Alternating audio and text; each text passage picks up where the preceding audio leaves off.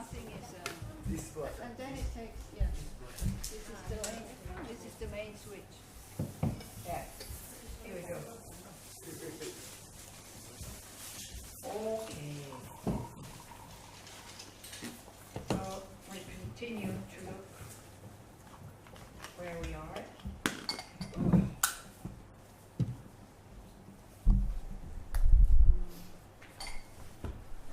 Started talking about the mind of bodhicitta this morning, which is it's not easy to develop bodhicitta. It sounds very inspiring, maybe, but there's a few causes that you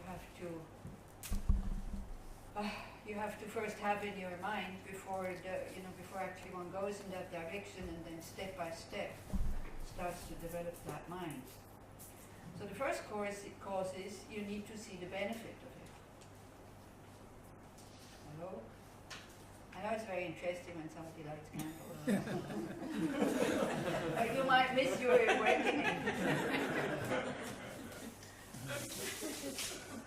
It just shows us again how easily distracted. The mind needs to know everything, isn't it?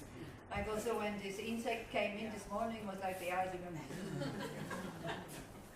So the insect, it went out alone, I think. It didn't need us to survey it. Is she doing a good job? Because I can't see it. Huh? What? Something not good. Yeah. Oh, yeah. The garbage under.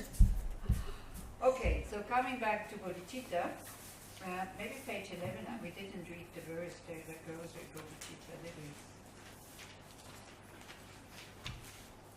So it's the last verse on page 11. Just as I have fallen into the sea of samsara, so of all mother migratory beings, please bless me to see this, training supreme bodhicitta, and bear the responsibility of freeing migratory beings. Even if I develop only bodhicitta, but I don't practice the 3 types of morality, I will not achieve enlightenment. With my clear recognition of this, please bless me to practice the bodhisattva vows with great energy. So this talks about the 6 perfections, which we will look at tomorrow. But just this first verse here, just as I have fallen into the sea of samsara, so of all mother migratory beings, please bless me to see this, train in supreme bodhicitta, and bear the responsibility of freeing migratory beings. So then one hears about this mind that one could develop, like having an open heart towards all beings. So that's quite frightening, isn't it? When you hear that for the first time, I mean, how do you respond to that?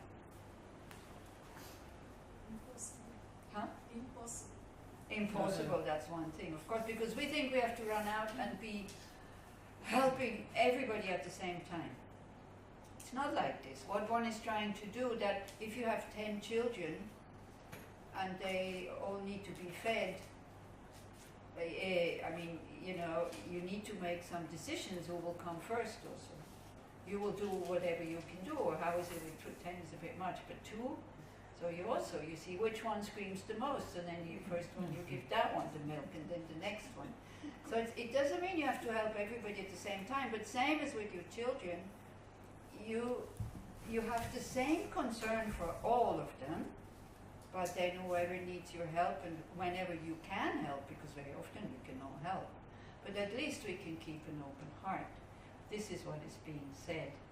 And so first you need to see the benefit of it. If you only go impossible and I don't want that, this is dangerous, because what our mind says, well, what about me? So again, let's come back to the mother mind. I mean, how much does a mother or a father give up from their, 20, when they were 20 years old, like having some money, going out, parties, movies, all this, holidays, not having to think what you have to arrange, or if it's spiritual practice, even that, before you had children. How much freedoms did you have to do whatever you wanted? A lot, isn't it? Then children come along, and then, these freedoms are a little bit less and crop. Are you unhappy because of that? No, because it's giving up something that for something else that seems to be more valuable, isn't it? We're always giving up things. Yeah, like if you would have to take away all the toys with you that you were attached to when you were children, you would need a truck to go around. So we were very attached to these toys when we were small, but then all of a sudden we lost interest. We exchanged them for something more valuable. So here you exchange the self-cherishing, only being concerned about myself, for first, like it extends to partner and children. But then, in bodhicitta, it will extend to all beings. And that, especially when we start to open up the mind like this, we start to see that we have very, very little tools to be of help to them.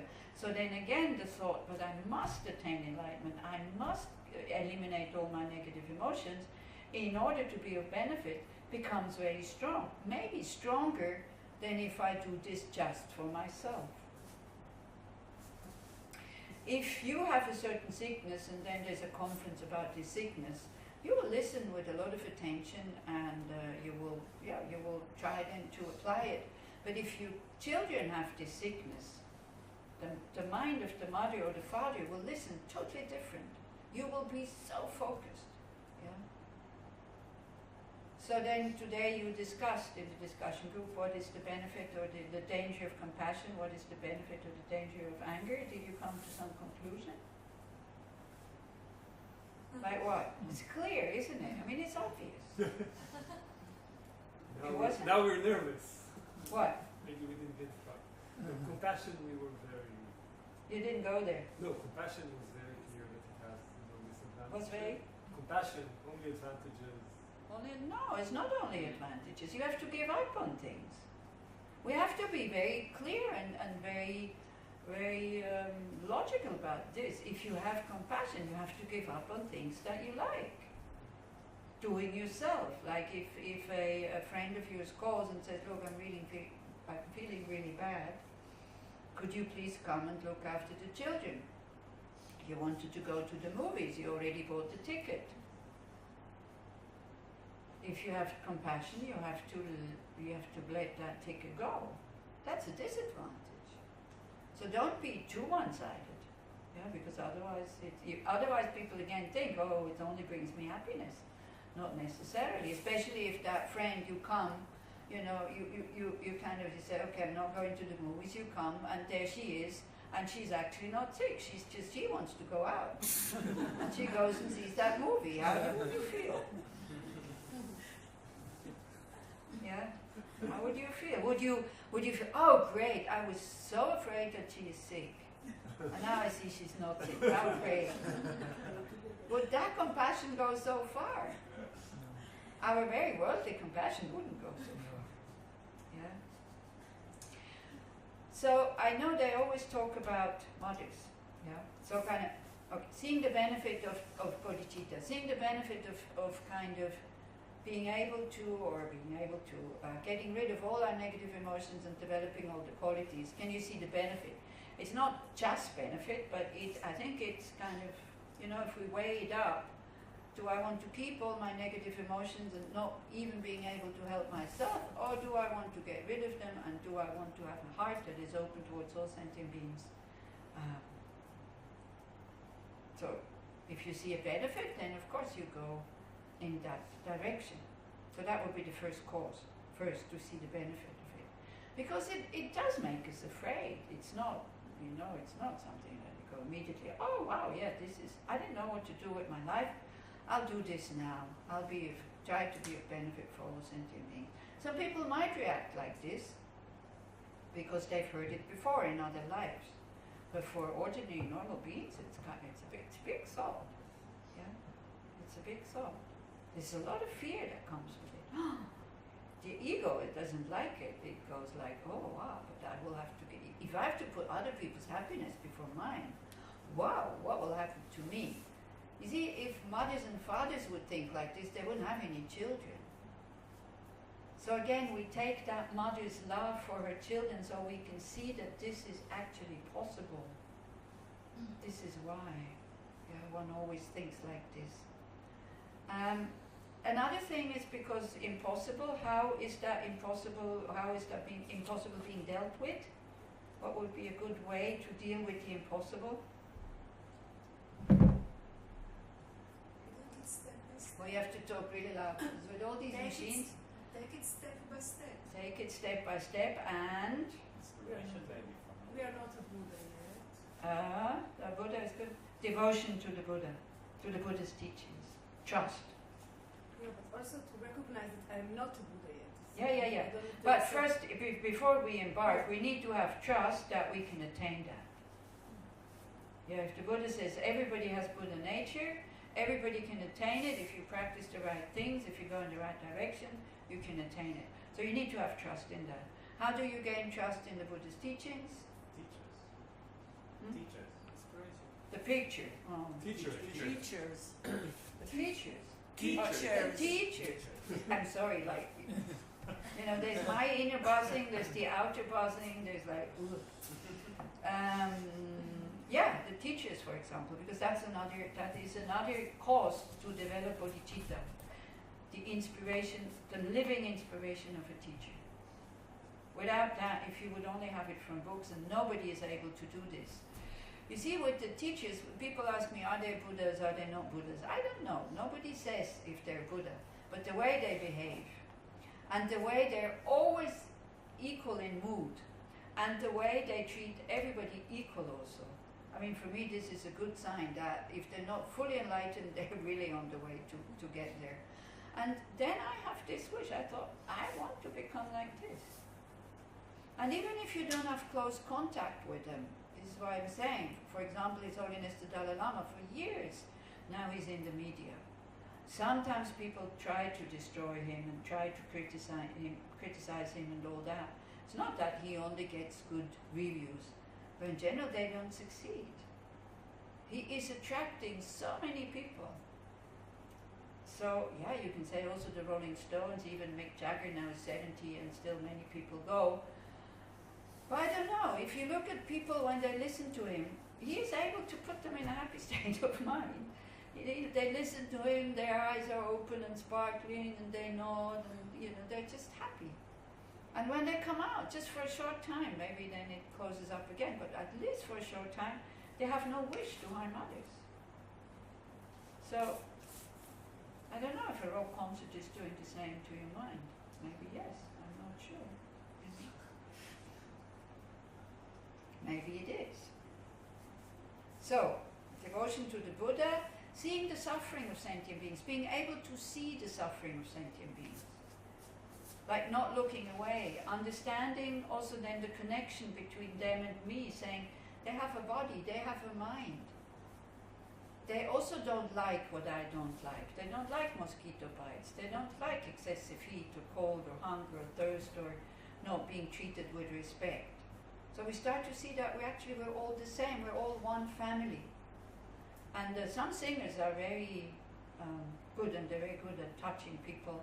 And there's this, I think I told you in every course. So the ones who have heard it before, I'm sorry, but it's good to hear it again. His name is Bert Grönemeyer. He's German. And he comes from the area where they dig coal, so poor people, like hard work, very little money, early death because of lung cancer. And drinkers, they drink. Most of the men are alcoholics, they drink, and quite violent. So his songs are also on that level, simple, straightforward, direct, sometimes violent. And he's very critical of society. But he does, with this money that he earns, he does a lot of, he has a lot of projects, for example, in Africa and so on. He's helping with his money that he earns. And he says, compassion, we don't need to develop compassion if we understand that we are all one family. Because if we understand we are one family, if you're one family and your brother needs help or your parents need help, you go. You're not, I need to develop compassion. It's not needed. It was it was so well seen. If we understand that we're all one family, and His Holiness is, because people ask me sometimes, why do you call him His Holiness? He's holy enough for me not to call him His Holiness. The Dalai Lama, he always talks about breaking down these divisions.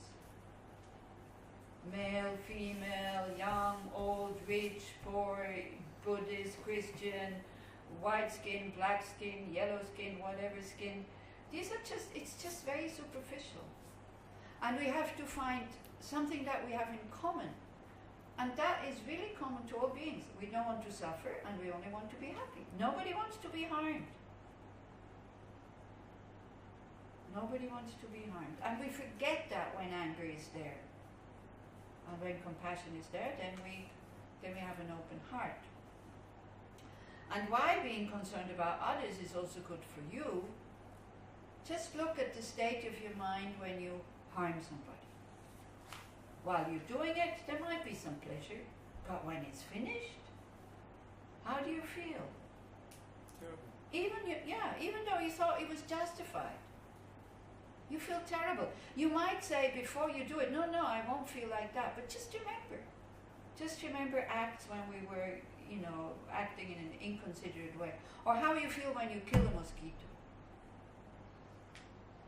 How you feel when you see an insect that you think is worthwhile living fell into a pond and you fish it out. How do you feel? Do you see a difference in these two minds? Where do you think you feel better? I know it's very cruel to give you these questions where the answer is so obvious. You can't even argue, isn't it? So it's actually good for us, on top of it. It's not just good for others, it's also good for us. Seeing the suffering of sentient beings and have the inspirational, like have a master who is able to inspire us, and being able to bear the hardships of developing bodhicitta, because don't think this is easy, because as I said, you will have to give up on quite a lot of things. And the love for others, when you have to give up, is not as developed as your love as a mother for your children or for your grandchildren. So then, you see, giving up things as a mother, like there's 4 desserts, there's 5 people in the family. So you say as mother, no, I worked the hardest, I cooked it, I prepared it, I want to have one of the kids, the youngest will not get it. Do you react like this? No. You say, you can have mine, and if you really love your children, now again, it's like it's all conditioning there. If you really love your children without wanting anything back, you see the kid kind of eating half of it, and he says, ugh, it's not good, and he throws it in the garbage. You will still be happy if you love your children. Yeah, this is where you start. You start with the people that you think you have natural love for, by seeing when they're not praising you and not giving anything back, and all your kindness, not repaying that kindness, when that doesn't affect your love, that's where you start. But even that way won't be probably capable, is it? Yeah, there's this story of, who was it who gave his one eye? And then the second eye. A woman, in the story.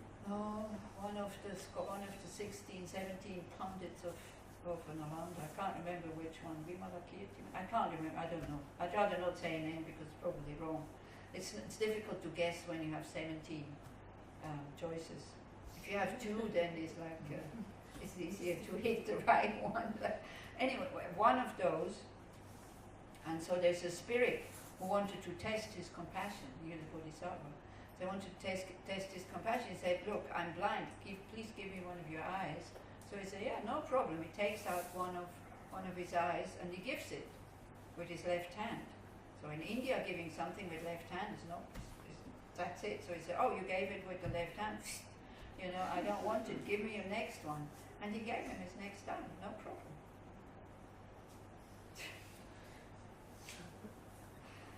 But, now don't be afraid. The masters, Don't try this here.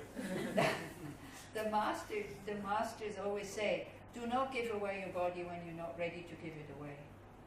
For example, your child has kidney problem. They need a kidney. Who would be the first one to give their kidney? Parents. Of course. And even if the child dies, you would still be happier having given the kidney than not giving it, even if there's no good result. So these examples we take so to see that we can do it, but we need to go step by step. And also this whole thing about, being not selfish, being compassionate to others and all this. You've heard it before, haven't you? It's not the first time you hear this, that it's good to be compassionate and to be more concerned with others than with your own happiness, not to be selfish. Or not? Have you not heard it? Yes. Have you been given clear instructions how to do this? I mean, in Christianity, no. It was just like, you have to be good, you have to be, it's like, it's difficult. Yeah.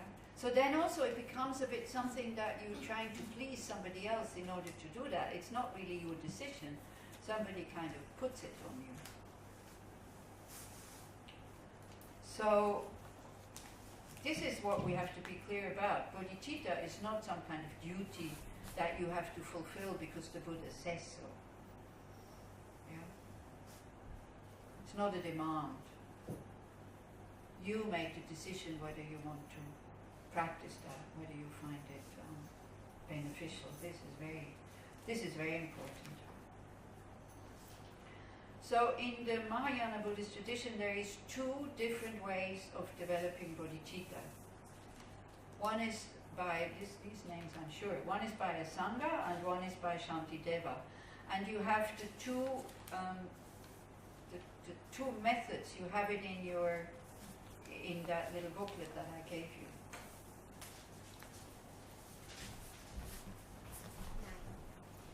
The first one is the 7-part course. Which page? 9. Page, I don't know, 9. page 9. Yeah. So the first part is 7-part cause and effect method.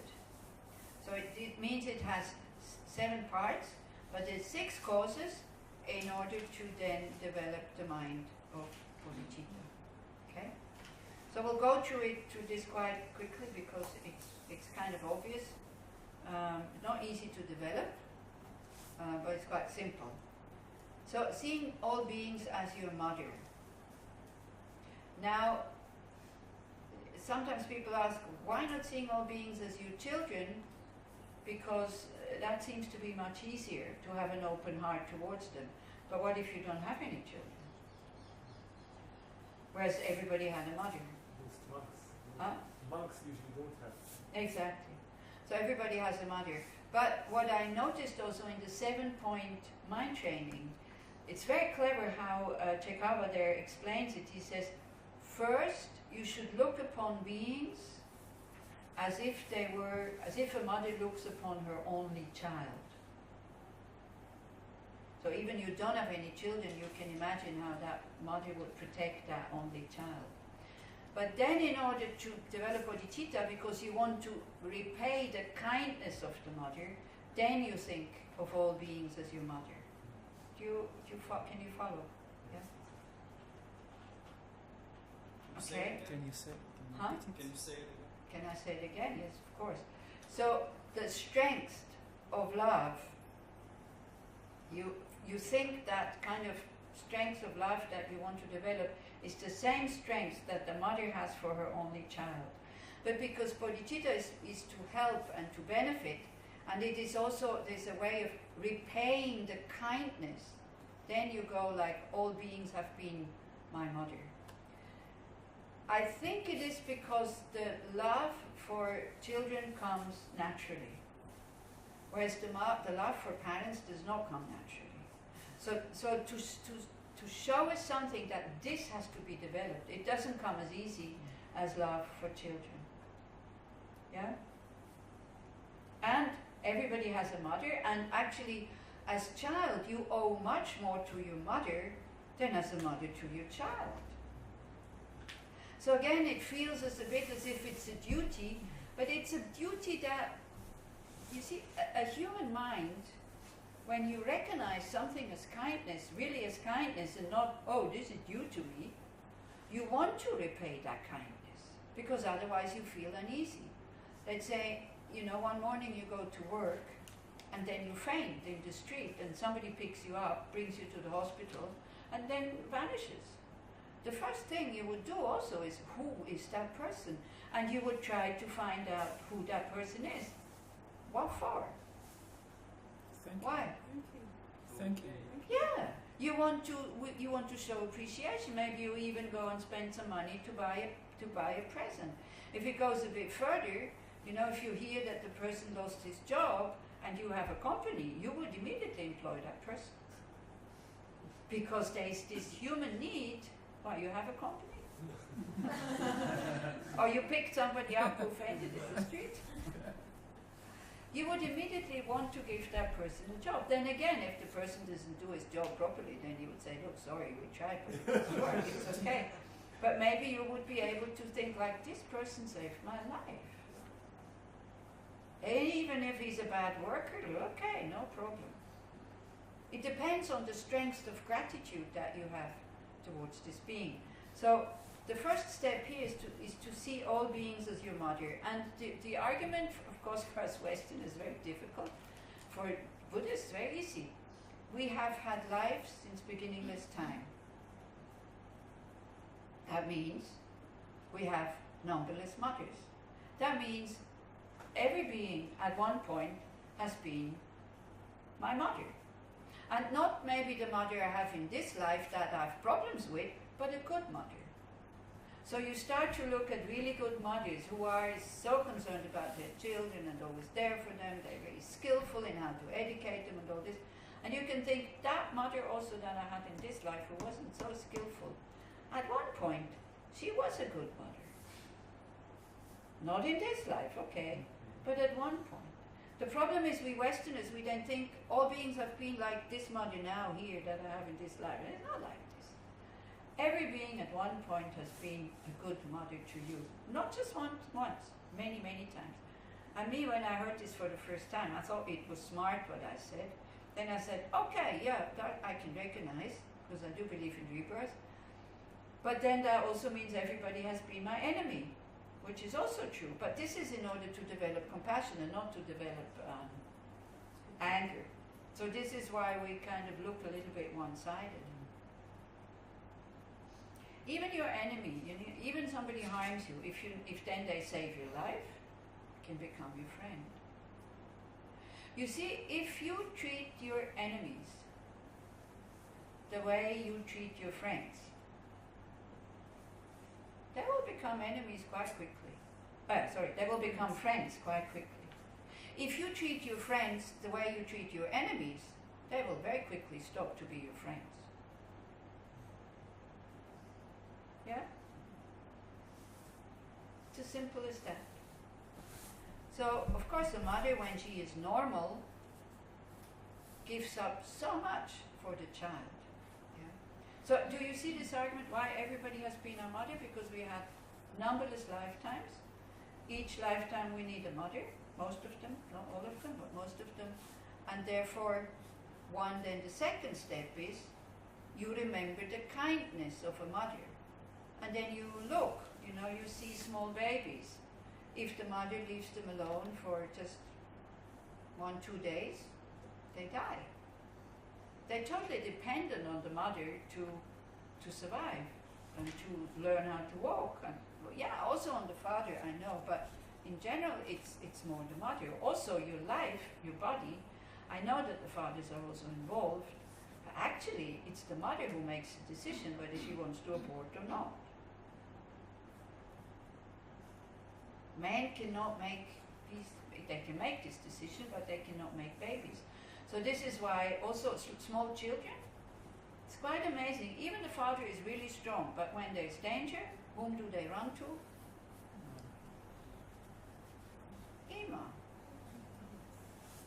And we have in the house in Bern where I live, we have a family, she is half Israeli, the mother.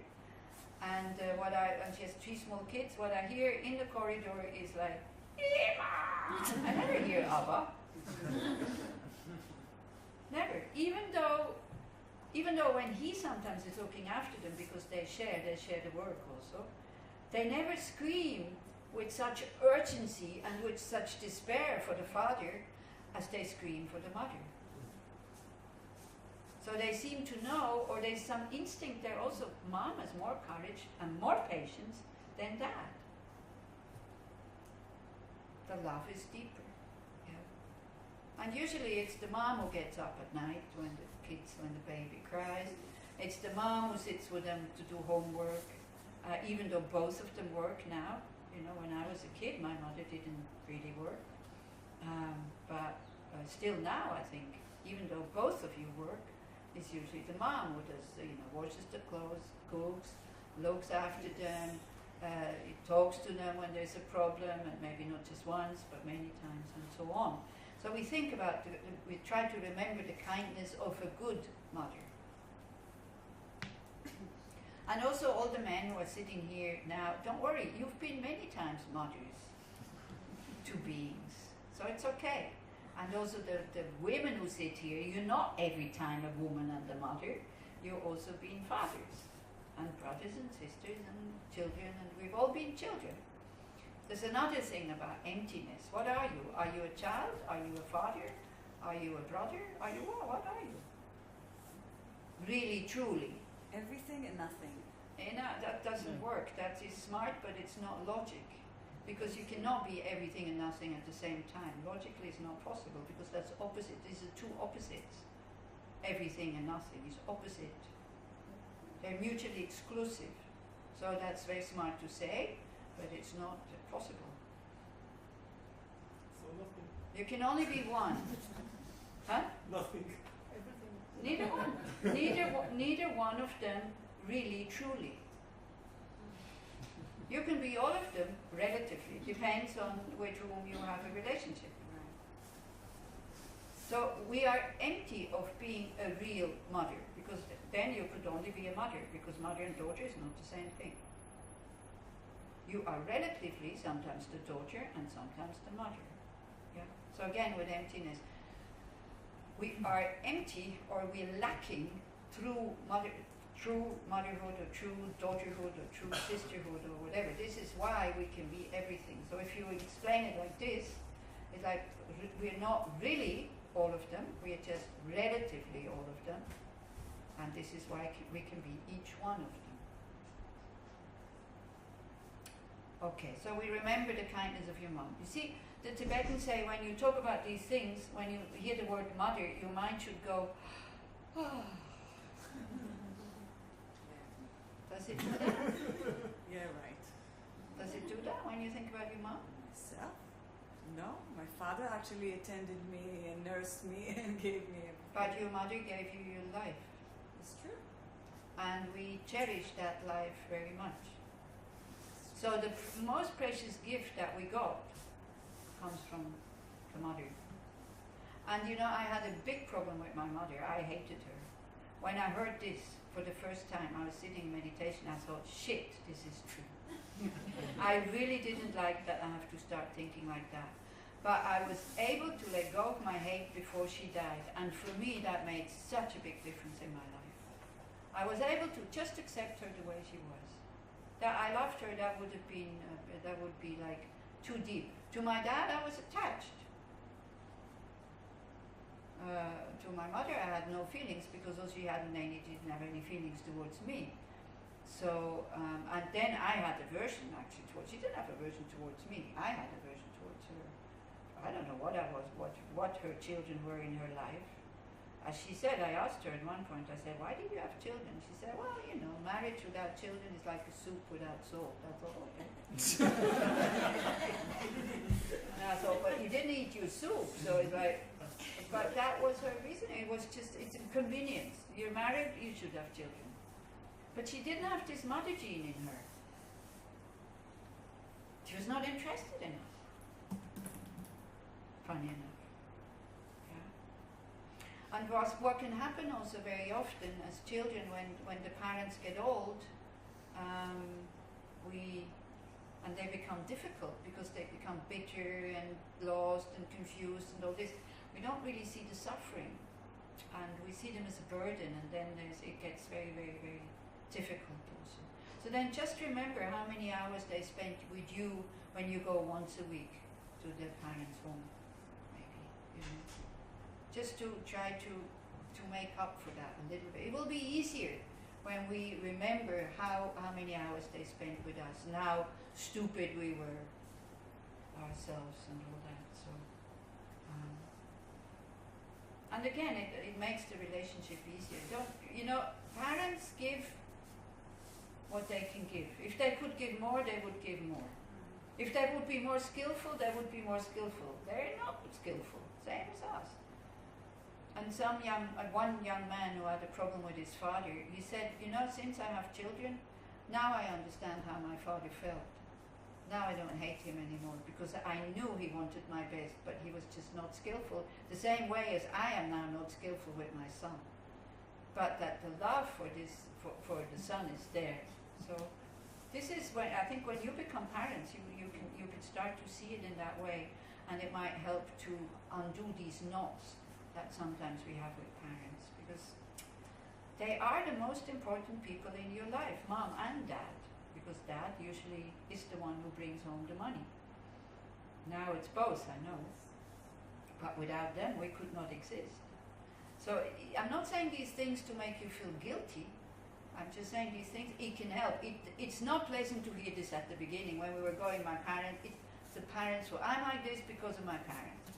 So then I started to see the advantage that I grew up pretty much alone, because dad was out very busy earning money and mom was out busy spending it. So yeah, she really liked pleasures. He was a pleasure person, and since there wasn't enough money around, so she went a few times a year for a holiday in a 5-star hotel. So, we went to eat at the neighbors. I really liked that woman, so I didn't really mind so much. I don't think I missed out on something, or at least not on much. I was not in danger. We were well looked after, because we learned to look after ourselves, my brother and me, very early. I became very independent, and for lunch, so that we would eat properly and not just what we liked as children, we had to go to our neighbor for lunch, which this woman I loved. I loved her family, and I kind of infiltrated myself into that family, and they adopted me as if I'm their own, as if I belong to them. Maybe not as a child, but definitely as a cousin or something like that. So I didn't miss out on much. But still, I liked to be this victim and blah blah and all this until I heard that, and then it slowly it would dissolve. But it took many years. On the cushion I would have an open heart for my mom. The moment I met her, it was again closed. And it is during a meditation that was not on the kindness of the mother, all of a sudden, and this is it, you see, when you learn these things first intellectually, and you keep hearing them, it's only then that they start to sink in, and then at one point, all of a sudden, the realization comes up. You don't know where it came from, but it comes. And then the whole thing falls apart. Aversion towards people and all that, we cannot dissolve it step by step. It will dissolve when you understand how you suffer from your aversion, that there is no reason for that, and all these teachings, karma, anger, blah blah, and all this. All of a sudden, they bring up one thought, and then the aversion is gone and it's finished. And I was meditating on something else. I think I was doing a sadhana, and all of a sudden I saw the suffering of my mother. How lonely she was because she was only concerned about herself. And then the aversion was gone. And I could talk to her in a normal way. Usually I would talk to her, of course, because she is my mom. But I would talk to her not nice, not also aggressive, but kind of, she said red, I said green, she said I like this, I said I hate this. It's like, it was a kind of a struggle on a more subtle level, but it was never pleasant. I was always happy when the visit was finished and I could go. I was so happy. And then afterwards I was neutral towards her, and that was a great relief. And that's thanks to these teachings. So if the Buddhism has only done that for me, I'm very, very grateful. So seeing the kindness of the mother. When you don't like your mother, it is very difficult to think about how she got up at night, how she held you, how she fed you, how she sat with you. Mine didn't sit with me. Once she tried, at the beginning I couldn't do the 2. I still remember that. You know, I couldn't draw a 2. I'm very bad at drawing. So 1 was kind of okay, but 2, I didn't get it. She lost patience and that was it. From then on I learned to learn it myself. Very small. Oh, it's okay. She didn't hit me. Never. She didn't torture me. She didn't abuse me. She didn't scream at me. Never. She was never angry. Never. So that's the advantage. She never hit me. She was never angry at me. She never hurt my feelings. She was just not interested. But I choose to have my feelings hurt when, for example, I don't like chocolate. Every Christmas, because she loves chocolate, I got chocolate. And for me, that was the reason. She doesn't love me, blah, blah, blah, blah. I would get so upset getting this chocolate. It's such an innocent thing. I get chocolate, so what? And then when she died, she had a little, she was in a parents' home also. So when she admitted herself, she'd say, oh, that's very easy to go there. People cook for me, people look after me. That's how she was. She was very independent also in a way. She was not needy. She didn't need anybody else. She shouldn't have had children. I'm a bit the same. I don't need anybody. So this is why I don't have children. I didn't want to be the same mother as my mother was. So then when she had a little safe where she had put her precious things, and what was in there? Chocolate. Then I understood, wow, chocolate is so precious for her, and she gave it to me, so that means there was something. You know, at least she didn't think, she didn't see that far, that I don't like chocolate, because every time I said, Mother, I don't like chocolate. Next year, chocolate again. And it's nice when you're able to talk about these facts without any hate, without any feeling like the victim. Just facts, this is what happened. But if I would have told you that 30 years ago, there would have been a lot of hate coming out against my mom. So it's not that it was okay before I met this. It was not okay to have such a mother. This is what I'm saying. I was angry at her. And I hated her. Then, by seeing the kindness, we want to repay the kindness. Yeah? How do you repay the kindness? Is by generating love. May my mom be happy. May she be well. May she have the causes for happiness. Then we look and we see, oof, she is not happy. Or they are not happy. You can, you know, all beings as my mothers, I want them to be happy. But then they're not happy, then we develop compassion. Then we see, but the state I'm in, I cannot really help them. I cannot prevent them from getting old. I cannot prevent them from getting dement. I cannot take away the fear of dying from them. I can try to tell them that they can do something with their negative minds, but if they're not open to it, that's nothing I can do. So therefore, I have to develop my mind to this fullest potential, that I will attain enlightenment in order to be of benefit to them. So this great resolve is, I by myself alone will liberate all mother sentient beings from the ocean of suffering. Then that mind is developed. Then bodhicitta is there. If it then, without having to think about it, it's working. You see, I don't have to think about my own happiness. It's there. It's integrated. It's oneness with my motivation. Yeah? I don't need to develop that. Self-concern. So all we have to do is to widen that concern for others. Yeah? Do you see what I mean? And then when, same for a mother, if you're not a mother, if you're just a woman, I'm sorry if I'm always using mothers, because I think mothers is more obvious. If you are just a woman, there is self-concern. I think the moment you're pregnant, your ego has expanded to the child. Yeah? So then we expand it further. And that expansion of ego